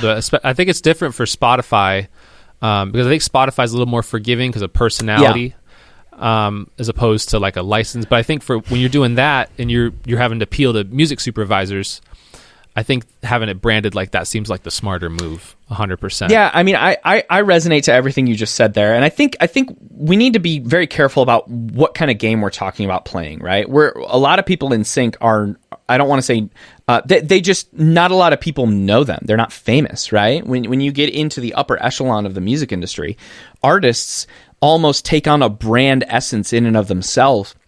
They could do whatever they want musically and put it under that name, right?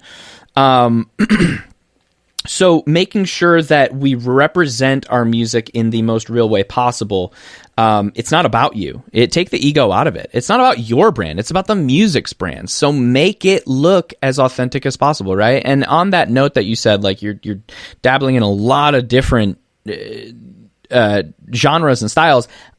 So do I. I dabble in so many styles that it almost helps me to come up with a separate moniker so that I can kind of method act and kind of become that thing. I know I'm doing this metal thing. I know I'm doing this country thing. I know I'm doing, you know what I mean? Like it almost helps me creatively to know at the beginning, like that's one of my first questions. Like if Marmoset commissions a project from me, like a couple, 3 tracks, I'm like, what profile do you want this to go under? Like I need to know so that I can put myself in that lane, right? Like that's going to help me execute, right? We get strategic in the front end, we get creative in the back end. So it sets me up for success that way, so I can compartmentalize before I even hit the ground running.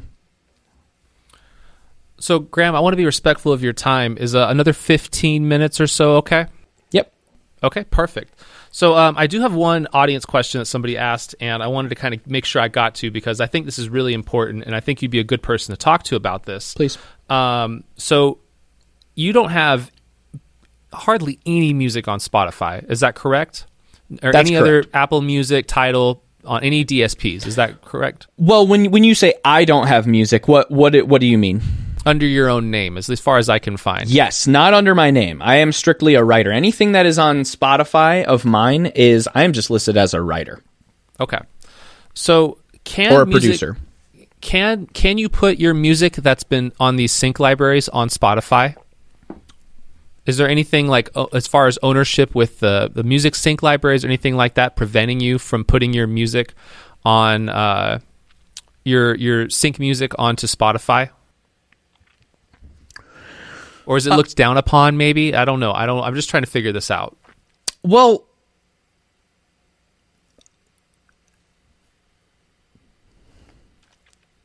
let me start with this.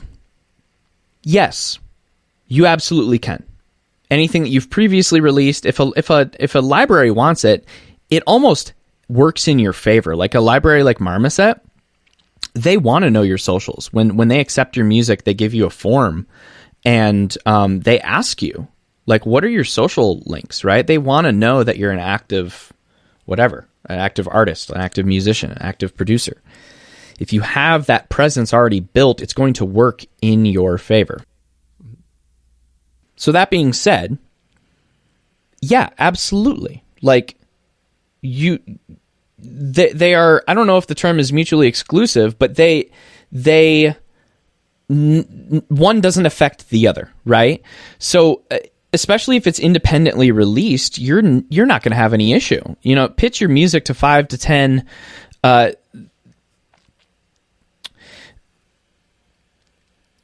pitch your most popular tracks, right, in your audience. Pitch your most popular tracks to like 5 to 10 different people. Okay, libraries or whatever, and whoever wants it, if they do, sign the deal with whoever bites first. Like it's that simple. Like I don't want you guys to overcomplicate it. Like I'm not a pitch guy. I'm very much I pitched myself once, and then I got into Marmoset, and I just stayed with them because it worked. Right? I'm always for making sure you're going in on your highest returning opportunities. Right? That's where I got my success. So I'm not the pitch guy. I'm not a pitch expert here. But I will say that it's not going to hurt you. It's absolutely not going to hurt you to get your music that you've already released out there, right? Now, if you released with a publisher or some sort of third-party interest, then it can get a bit trickier, right? Because if there's more people on the collection side of things, it just means more pieces to the pie. So this is, I mean, that's just why it's so important to get all your PRO agreements in order, to get your master agreements. That kind of goes hand in hand, but not every library actually cares about the master rights. Why don't they care about the master rights? Hold on, that's fascinating. Why not? Just from my experience, I've just seen sync fees and sync splits, like the payouts, actually go on the PRO, the writing thing, because the PRO splits can actually be different than the master splits, right? So then again, that a lot of people someone seasoned in the industry might disagree with that because their library might go off of master splits, right? But just from my experience, it's always been PRO. PRO has just been more popular in my world. So, but everybody works differently. So, nonetheless, that's why it's so important to have your PRO stuff in order, right? Get your split sheets going. Make sure your master stuff is taken care of. Libraries want to sign your music in a one-stop agreement, which means it's already cleared. They don't have to jump through any hoops to like contact all the songwriters and the publishers and stuff, and the license can happen quicker, right? They can serve their consumer or their customers quicker. The library is technically your customer, so you need to serve them quicker by signing that one-stop agreement and making sure that everything is taken care of so that they can just go bam, bam, bam, pitch, pitch, pitch, and you can get syncs just by sitting on your behind. So, that being said, like, it's not impossible if you have music released with a publisher or whatever. You just have to make sure everybody's on board with the sync splits and everybody's on board with the agreement, the duration. A lot of people like to know, well, how long do we need to keep our music in your catalog before we can like pull it out if it's not performing. That's a very important conversation you need to have. So if you need to contact a music lawyer, then so be it. But usually, from my experience, those agreements are pretty clear, and I've been able to understand things for the most part. And if a library wants your music, they're also going to want you to fully understand their agreement. So I would just encourage you to, if you ever have the opportunity to pitch your music and then the library says, yeah, we want this, ask as many questions as it takes so that you can actually come on as a partner rather than just like looking like an amateur, whatever. Yeah, that's basically it. I'm trying to save you some face there, and by saying, make sure you know what you're signing. Make sure you work the deal in your favor as much as you can, because nothing's ever set in stone. Unless it is, and they're like, no, this is not changing. But I've seen it where a lot of artists have negotiated different things, different percentages and stuff like that. So especially the higher up they are on the echelon, if they have a lot of good tracks, high performing tracks, and they kind of have a legacy built up, there's more leverage. So you just have to look at your situation. If you're not there yet, that's something that you can look forward to. Kind of hard to envision if you're not experiencing it. I understand, but I think it's important to touch on that those people in the upper echelon, they all have the fundamentals taken care of. They all do the PRO stuff. They all do the agreement stuff, and yeah, you can too. Yeah, I mean, that's something I tell every artist, man. The music business is 90% business and 10% talent. Talent's everywhere, but the musicians who don't have their art or their business side together are the ones that fail every time. That's right. So one-stop agreements, I wanted to ask you about those right quick because you did mention them. How can somebody get one of those going? Is there like a place standard form for that kind of a thing somewhere online, or if someone Googles, or does the sync how do you put one of those together without, obviously, if you need to get a lawyer, get a lawyer, but obviously, I'm writing some stuff right now and I want to have some splits on it with some top liners and things like that. Where does one go to get a one-stop agreement going? This is a really good question. I don't actually know. If anything, I'm kind of the business mindset of like make as much money with as little money down.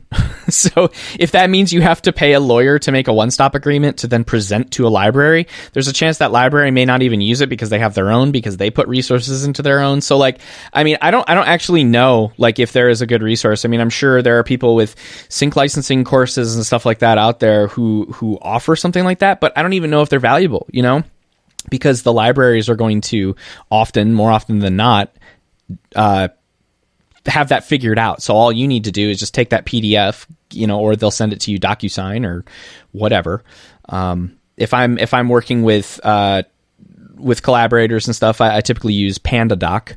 It's a little expensive every month, but it's worth it. It's really, really easy to get other people to sign stuff with a digital sig software. But again, that's mostly for split sheet stuff. I don't do any one-stop. You know what I mean? I'm already in at Marmoset as a composer, producer, vendor, if you will. They pay me, so I'm a vendor. So I already have a one-stop agreement with them. I don't have to keep signing them as I feed them more music, right? So that's something you can look forward to as you nurture your relationships and build them. Is you typically just need to do it once, right? And then as you collaborate with more people, you bring them on, they sign stuff, and then they sign their space, and you just kind of go about your merry way and let your music earn for you. That's kind of the quick and dirty. All right, and then final question before we get into a little rapid fire section. Mm-hmm. In your career as a sync composer, what is your biggest failure, and what did you learn from it?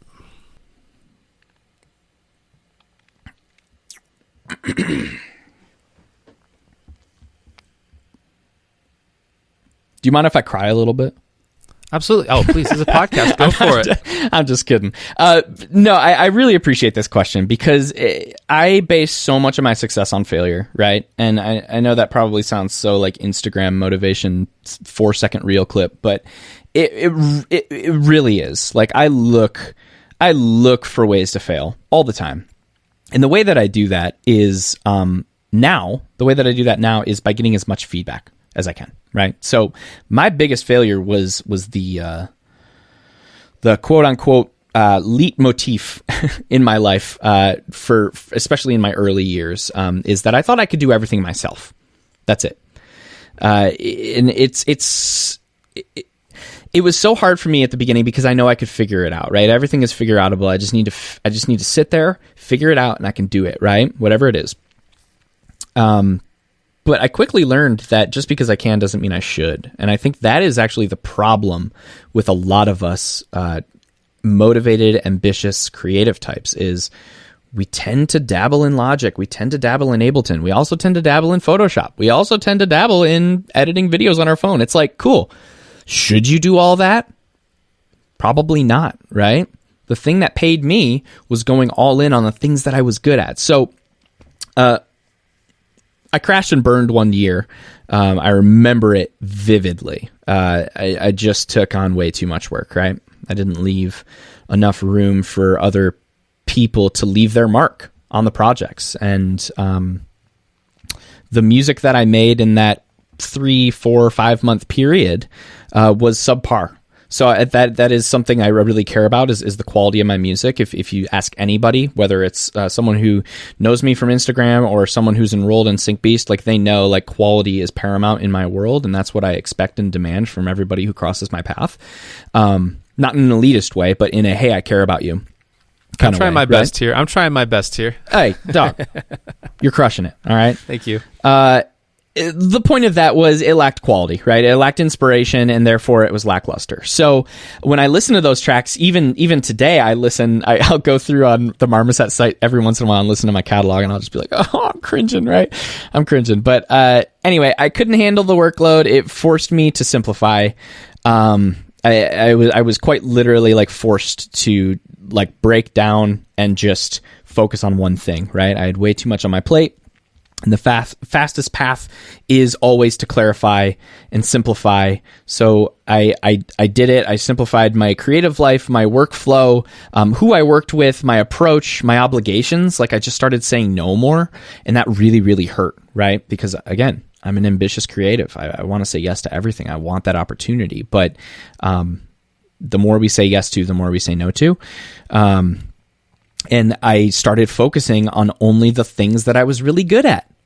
Like there's the silver lining. There's like the win, right? Is I started leaning into other people. I started bringing others into the fold who were specialists, whether it was, people cutting guitar for me, even though I'm a guitar player. Sometimes I asked other people to do it, right? Because I was so focused on the aesthetic of the sound, or, leaning into my executive producers or leaning into my co-writers. Like, I don't need to be the one to craft this hook in an amazing way. Like, let someone else do it. You know what I mean?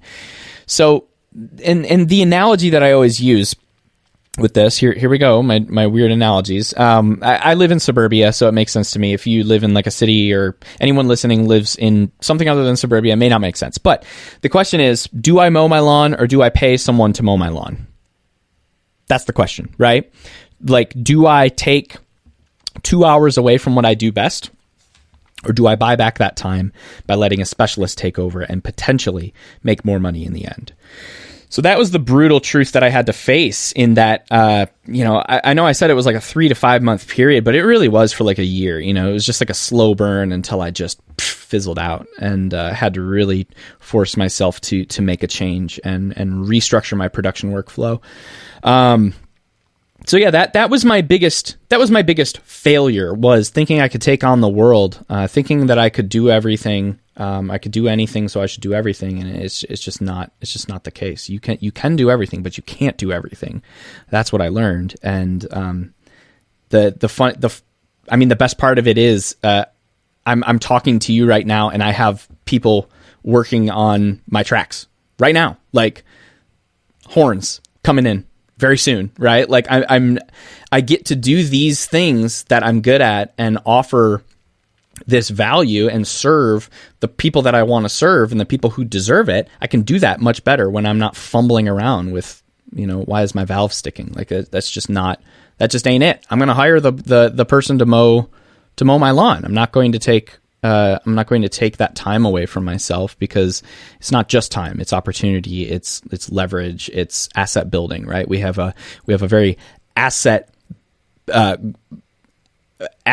building mindset when we approach this, especially this sync licensing game. So we want to do everything we can to streamline our efforts and make sure that the things that we're focusing on are building for our future. We don't want to dink around and play around and guess and check and hey, let's try this, right? If we do that too much, then we get out of the territory of, again, shifting the odds into our favor. So for what it's worth. I love it. In the 7 episodes we've done of the Rhynestone podcast, congratulations, by the way. Thank you. That's awesome. Most podcasts don't even get past episode 3, right? 70% of podcasts don't make it past episode 3, and 85 don't make it past episode 20. So we're going for 20. We're going Let's for do 20. It. Let's baby. do it. Sorry to interrupt. I'm with you. I'm with you all the way. But as you were saying. Oh, so yeah, in the 7 episodes we've done, 5 of the guests have mentioned how important collaboration is and how important to not do everything yourself, to outsource as much as possible. In fact, one of the episodes we did was about that very topic of don't do it alone. That's how you're going to fail. You have to build a team around you. Right.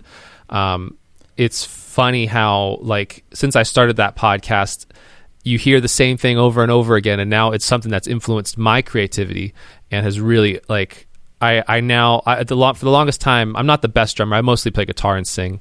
Sure. But I was playing drums on all my records because I just, I'm going to do it all myself. I'm Right. my own, McCartney 3.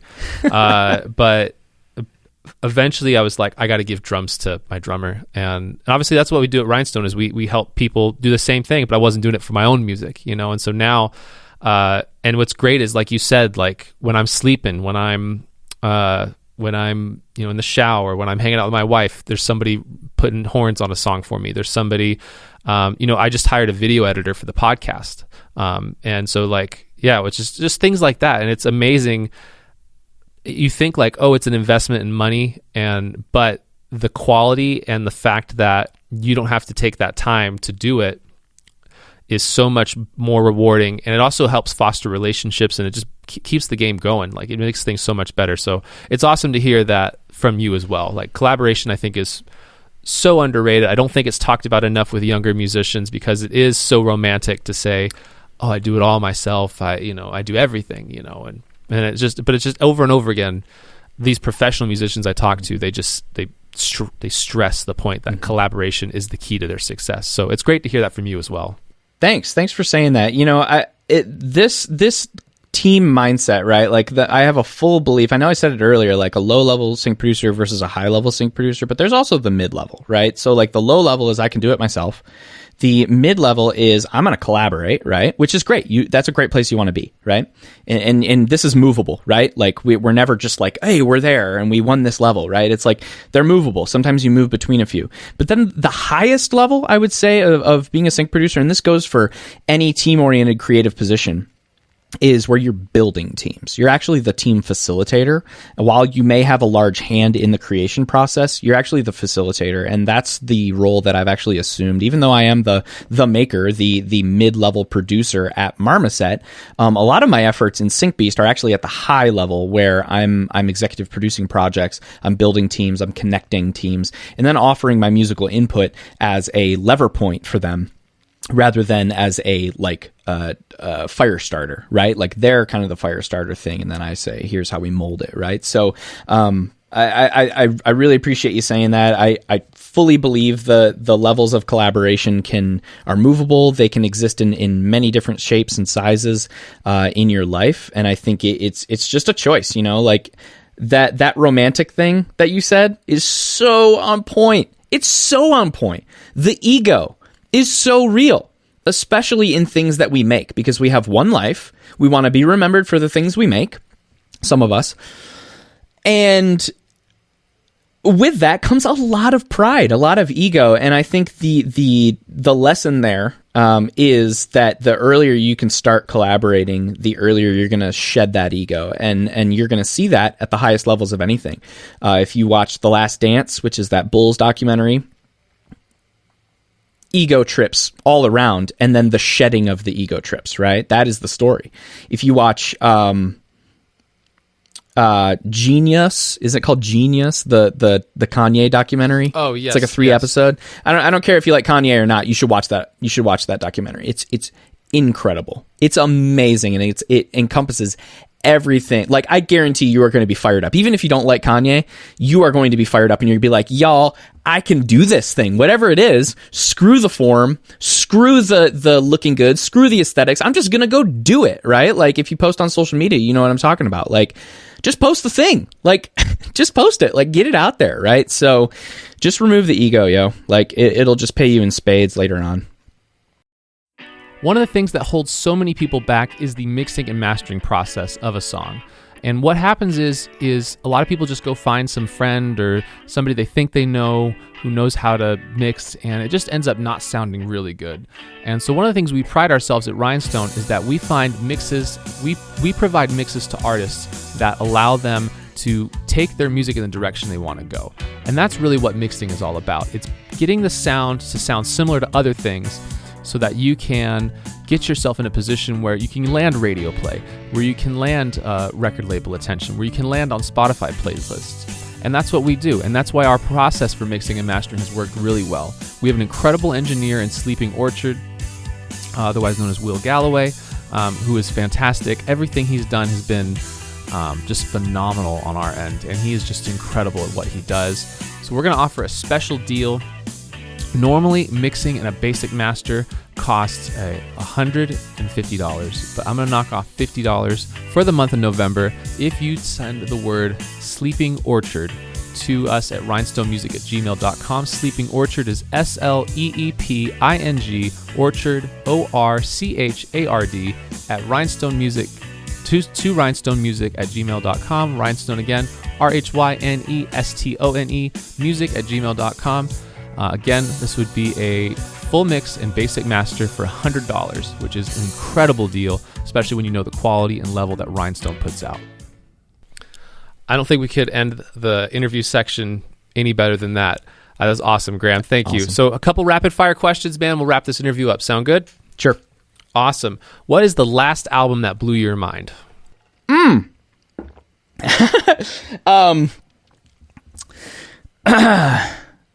I have no idea. I don't actually listen to enough new music. Well, I don't. Are you referring to new music? I should ask. Anything. Oh, Anything okay. that's blown your mind.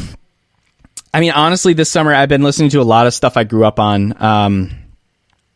Now I'm going into fall. I'm kind of moving into other stuff, but yeah, a lot of stuff I grew up on that I never really fully dove into, like Pantera, Cowboys from Hell, 1990. That album is wild, yo. Like, if you're a metalhead, it's prescient.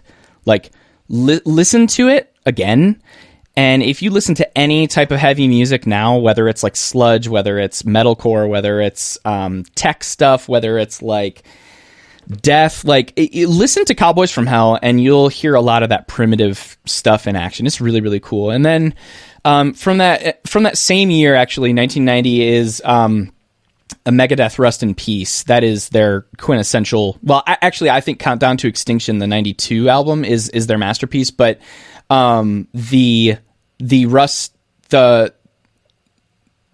in Peace album is just a monster album that I never appreciated when I was younger, and I do now. So that's what I've been spinning in my car. That's awesome. You know, I wanted to talk about the Pantera thing. Yeah. Are you familiar with Drumeo on YouTube? I am, where they listen to something for the first time, and usually it's like they're out of that pocket, and then they try to pull, like, Sad But True or whatever, right? Yes. So they do retrospectives of famous drummers that are really well made. I mean, excellent. I highly recommend them. And they did one of Vinnie Paul from Pantera. Ooh, yeah. And one of the things so they're from Texas, right? They're from I think just outside of Austin. And what's amazing is, like, they break down like Vinnie Paul's drum parts, and they're really just like metal versions of like ZZ Top drum beats. Like, walk. Mm-hmm. Just jump, da-da-da, da-da. It's a swung group. It's just like a swung blues, and you're like, it just blew my mind. I was like, I never put those two together, like, ever. I thought, like, just that's why it's just a ZZ Top boogie, like a John Lee Hooker boogie, but with double bass. I love it. And speaking of that groove, like, so tight, it's so poppy. That Pantera, that album is like pop music metal-fied, right? Like, like, so good. Those hits, like you were just saying, the band, and like that's basically like Sharp Dressed Man if you listen to it. Which, it is. By the way, that 1983 ZZ Top album, Eliminator, rips. If you don't listen to ZZ Top, listen to like Tejas, which is I think 76. Tejas and Eliminator. Those two albums will teach you boatloads about arrangement, especially for if you're like a rocker or if you do like band oriented stuff, like you're an indie band. Listen to that. Seriously, it's incredible. Like, and the cool thing is with that ZZ Top thing, ZZ Top's a trio. Yes. So Pantera is basically a trio, especially in the guitar solo stuff. So when you listen to, like, let's say Walk, right? You listen to that guitar solo, there's no rhythm guitar going on. It's just bass, drums, and solo. So yes, in a way, they've channeled that trio, you know, not to push Phil out, because I love Phil, right? But musically speaking, they're basically a trio when it comes down to it. You listen to Metallica, James always has a dope, like, rhythm guitar under Kirk's solo. Sometimes I like the rhythm more than the solo, right? Because it's just so genius. It's altering the riff just a little bit to sound so effing cool.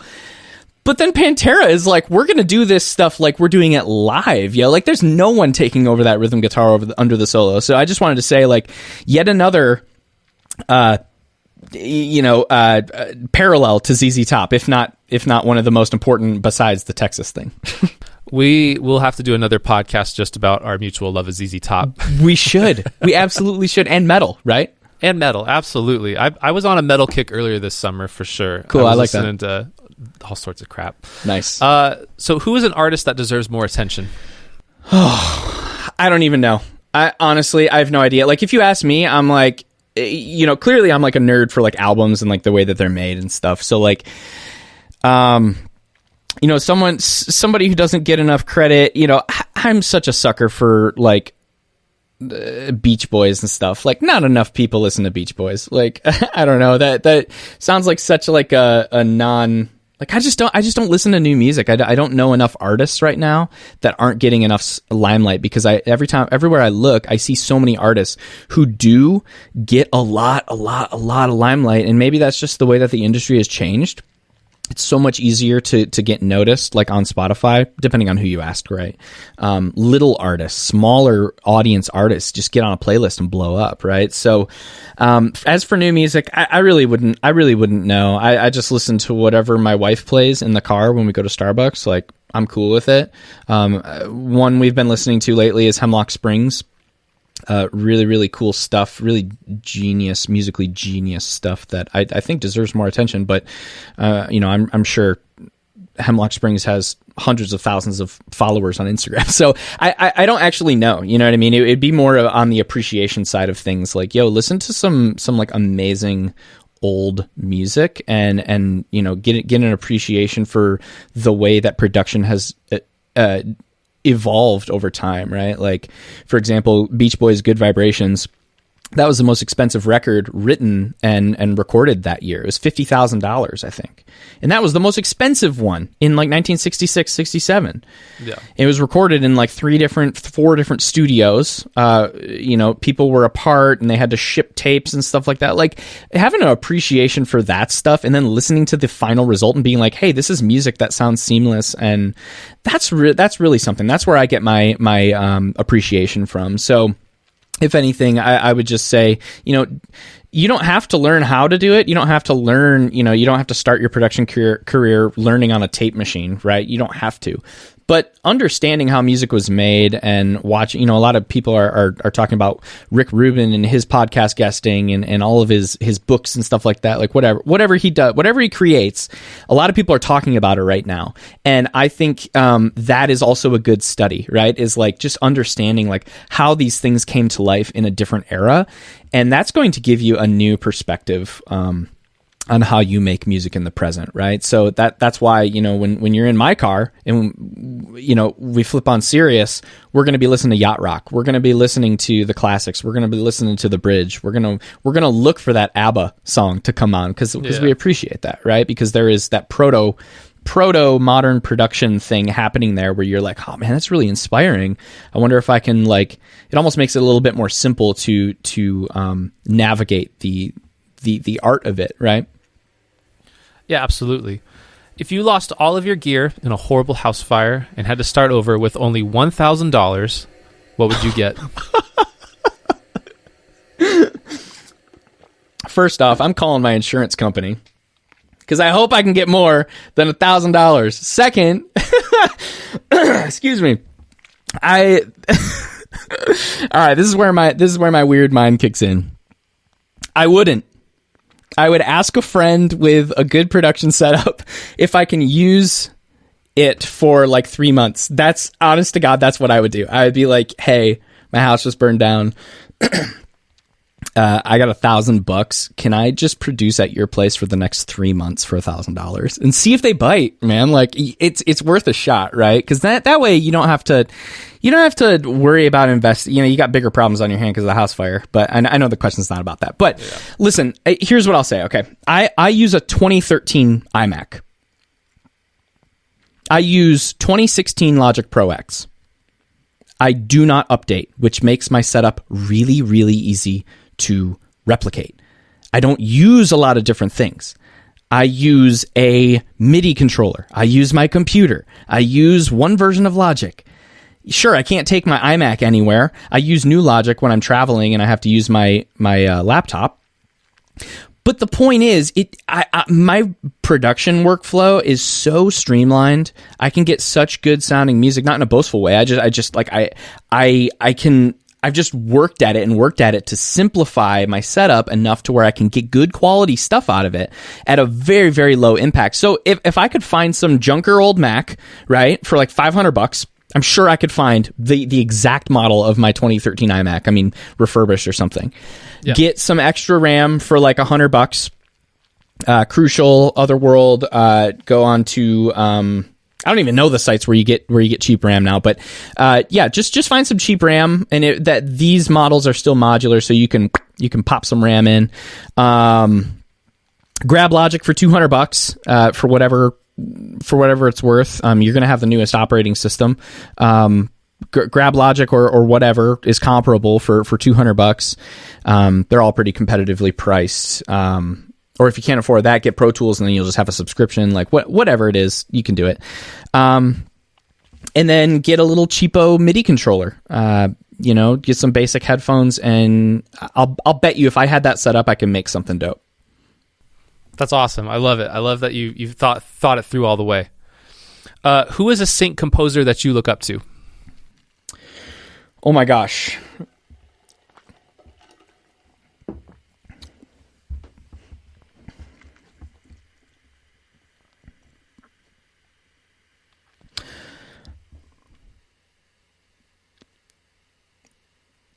Honestly, all of the producers and composers inside Syncbeast. That is the people who come to mind first. Oh, come on. Cheesy answer. You could do better than that. Can I, though? Because listen, they're the prime example. They're the prime example of taking control of your career. I don't know anybody else who wants success in their lane quite like them. Enough to pay for mentorship. That is a rare breed, especially musicians who are typically cheap, right? No offense if you're listening to this and you're like, oh man, I don't make enough money to like pay for mentorship and stuff. It's like, cause you're too damn cheap, yo. Like there's always a way to make something work. And the people inside, we actually make it very difficult to get in. You have to be a very specific type of person. So getting the help you need, wanting it bad enough, going the extra mile to get it in any way, shape, or form that you can afford, getting out of your comfort zone like that is what gains my respect. That is what makes me look up to you, right? So yeah, while there were other, I could have given you an answer like, oh yeah, my colleagues, right? Because at one point my colleagues were the people that pushed me.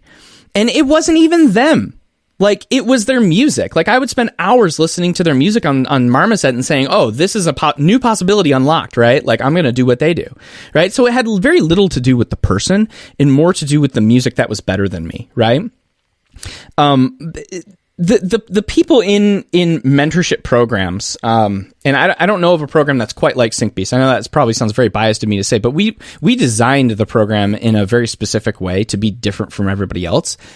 We get to see these people do amazing work. We get to be on the front lines, high touch help, helping them make this stuff and bringing it to life. They join calls. They get to talk about deep stuff. They get to bring up their insecurities. In other circles that's like unheard of, right? They're constantly learning. They're basically building the community that I never had, right? And call that romantic, call that Hallmark Channel or whatever, but they're the individuals that I wish I could have surrounded myself with had I had to do this 10 years. If I had to do these 10 years over, right? Is like, I would rather be in a room full of people who are ready to get it than people who have been there and they're not willing to let go of their secrets, and they're like that unfortunately that's what we see a lot in the music industry. Is the reason you're held back is two reasons. One, you're surrounded by the wrong people who aren't helping you, or two, you're just not asking enough, right? And that's what we try to provide at Syncbeast. So that's why I gave you the answer, man. That is why I look up to them. I look up to them more than the people who pushed me to be better.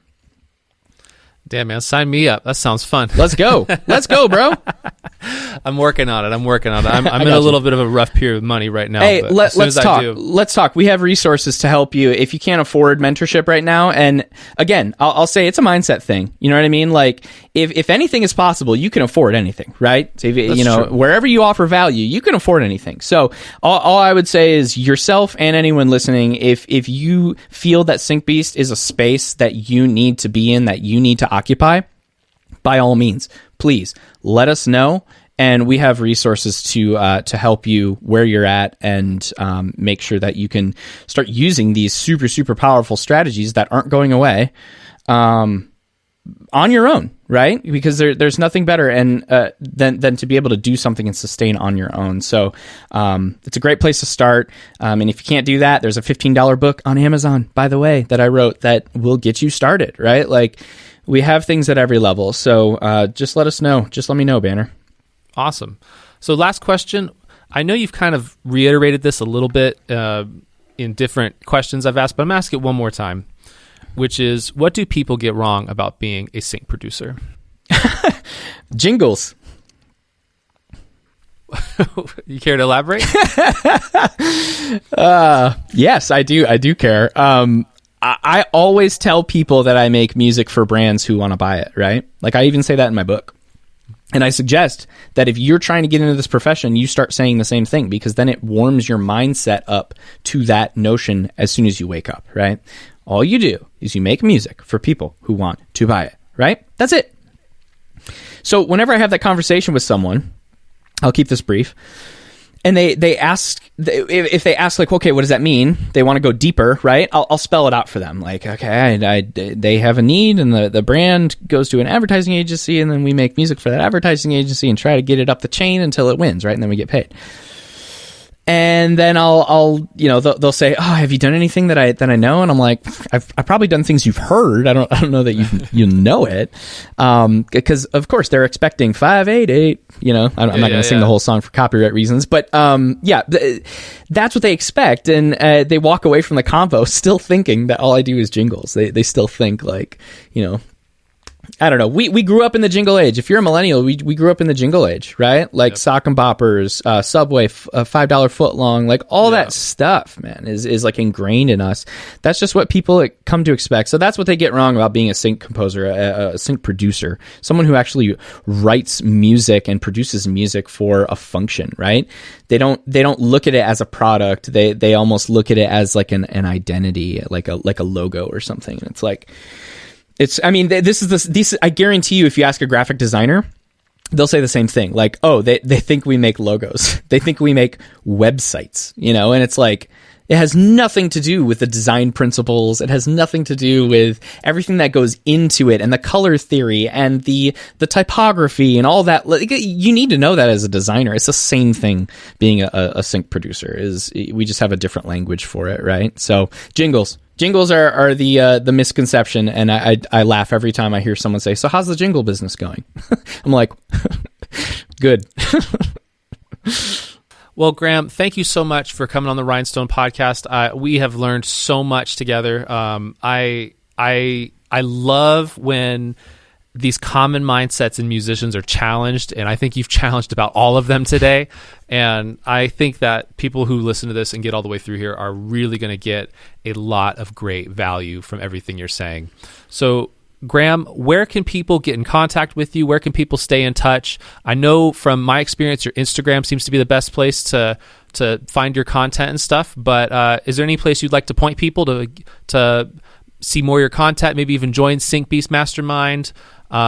Anything you want to plug? This is your moment. Absolutely. Thank you. I'll give you two things. Yes, like you said, the Instagram, that is where I'm most active. I'm on Facebook. I don't hardly post on Facebook. The people we serve historically have not been on Facebook in that way. Instagram is where I hang out. So you can follow me, DM me, say, hey, if you get through this episode, let me know. I'll throw you something. I'll throw you a goodie or something. So just DM me and say, hey, I listened to the Rhynestone podcast with you on it, and let me know what you thought of it. I'll throw you something. So it's Instagram, and then you can go to syncbeast.co as well. That's my blog. I'm not really active on it, right now. I don't know, depending on when you air this, I might have some more content, but, if you want to dive deeper into some free resources or paid, you can pay $7 a month to get the paid stuff, but I'm not going to sell that to you. There's enough free stuff on there to keep you busy, but so those are the two places: syncbeast.co on Instagram, syncbeast.co on Threads. If you're on Threads, that's where I post a lot of my tweets. Some people don't like Twitter, so I just copy all my stuff over to Threads and I post that on my stories. Give a lot of good information away on my reels. Try to make sure that the information is different from what everybody else is putting out. So you can learn a lot from that. And then, if you are interested in getting in the Syncbeast space, you can always email team@syncbeast.co, TEAM at Syncbeast, SYNCBEAST.co. And just a host note here. I went to one of your free public masterclasses here probably about a month ago, and it was phenomenal. It was really good. We went over an ad. It was kind of a Q&A kind of a thing, and we broke down an ad. I remember that was really fun to do with you because it was getting to see your perspective of it versus everybody else's, and what everyone else was feeling, I thought was really valuable and useful. So definitely get in touch with him on Instagram, because you will find a lot of really good info about sync licensing, and also just about challenging your beliefs in music, because a lot of people just have very limiting beliefs, and if we can challenge these, you can create a career in music. It's very possible. We just have to find the people who are doing it, study their habits, and get out there and try to replicate it. Couldn't have said it better myself. Thank you, Banner. Awesome. Well, thank you so much, Graham. Yes, thank you. Happy to be here. And let's do this again. This was fun. Absolutely. Hey everybody, that is our show. Thank you for watching the Rhynestone podcast. If you guys liked this episode, please subscribe to us on YouTube, subscribe to us on Spotify, wherever you're listening to this. If you're on Spotify, give us a 5-star review if you like what you've heard, if you found the information useful. Even if you don't think it's worth 5 stars, give us something. Let us know what we're doing right, what we're doing wrong. Please comment below on the YouTube. Tell us what your favorite parts were. This engagement actually means a lot to us and leads to better opportunities for us in the future. So without a doubt, I want to say thank you to Graham Barton for crushing everybody's expectations and beliefs about music. I held so many crazy romantic beliefs about music that I needed to do it all myself. I needed to express myself, and I needed to make things that were representative of me and who I am. And Graham just shatters all of those in this interview. So if you're interested in, you've seen this, you know that Graham makes money, which is awesome. His music makes money. He's bought a house with the money he's made making music. And that's just one of the things I think is just really cool, is that there are musicians out there doing this kind of thing. So our intro and outro music is Target Rockstar by Maddie Music Madness. Our ad music number 1 was Drunk Driving Tow Truck Driver by Slim Pickens. It is out now. It's a great track. We did it with Rhynestone Productions. And the ad 2 music is California Cool by myself, Banner Driskell, and Marco Restrepo. This is a brand new song we released through Rhynestone Productions. Again, it's fantastic. All 3 of those songs were made by Rhynestone Productions. Fantastic. They're great. All our team, everything. And I want to shout out our editor, Irvin. Irvin has been working night and day to figure out how to get all these sounds and everything lined up and make me look pretty and make our guests look good. And I just want to take a moment and say thank you to him as well. And I also want to say thank you to you guys for checking this out. It's cool that people are coming back to episodes, and we're getting a lot of views on clips on TikTok and all the above. And I just want to say thank you guys so much. So until next time, keep making music and shine like the star you are.